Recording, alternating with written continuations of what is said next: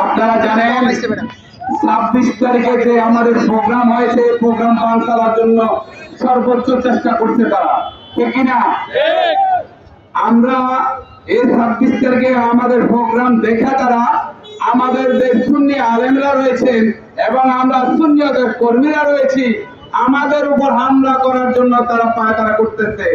সেই পায়তারার যে তাদের রোড ম্যাপ, সেই রোড ম্যাপ অনুযায়ী আমার ভাই রইস ভাইকে তারা হত্যা করেছে, ঠিক কিনা?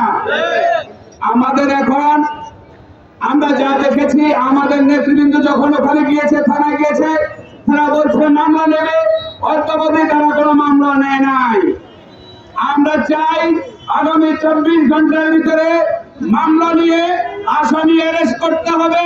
যদি না করে থাকে, আমাদের কেন্দ্রীয় নেতৃবৃন্দের কাছে আমাদের চাওয়া থাকবে সারা বাংলাদেশ আমরা অচল করে দেব। আমরা ঢাকা চট্টগ্রামের মহাসড়ক অবরোধ করব, সারা বাংলাদেশের মহাসড়কগুলো অবরোধ হয়ে যাবে। আমরা চাই প্রশাসনকে, আপনারা গত ফ্যাসিস্টের আমলে যেইভাবে সরকারের গোলামি করেছেন, সেই গোলামি ছেড়ে দেন। এই বর্তমানে আরেক ফ্যাসিস্টের গোলামি আপনারা করবেন না। পুলিশ ভাইরা, আপনারা এই দেশের খেদমত করেন, আপনারা পবিত্র মানুষ হিসেবে থাকুন, এই দেশের জনগণের পাশে থাকুন।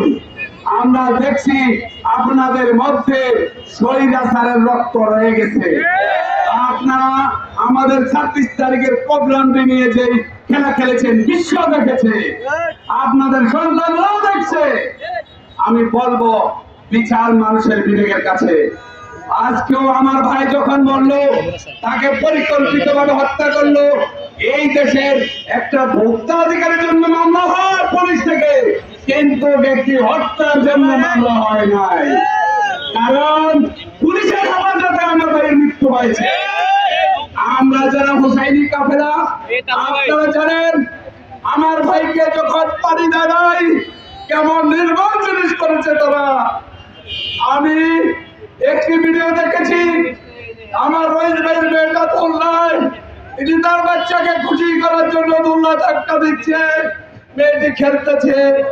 আজকে আমি যখন এই ভিডিও দেখলাম, আমি আসার সময় আমার বাচ্চাকে আদর করে যাই, আমি যখন ঘর থেকে বের হই আমার বাচ্চাকে সবসময় আমি আদর করি। আজকে কেন আদর করে যাই, ওই রইস ভাইয়ের ইতিহাস আমার মনে হয়েছে। কারণ আমি যদি আজকে আদর করে আসি, আজকে যদি আমার এখানে মৃত্যু হয়, আমার বাচ্চাও সে সহ্য করতে পারবে না। আমি বলবো আমার মুসাফির ভাইরা, আমরা আমাদের জীবন দিয়েও আমরা আমাদের রইস ভাইয়ের হত্যার বদলা নেব, এই বলে আমি আমার বক্তব্য শেষ করছি। দেখা হবে ইনশাআল্লাহ আগামীকালকে মাঠে। এই বলে আমি আমার বক্তব্য শেষ করছি। আসসালামু আলাইকুম ওয়া রাহমাতুল্লাহি ওয়া বারাকাতুহু।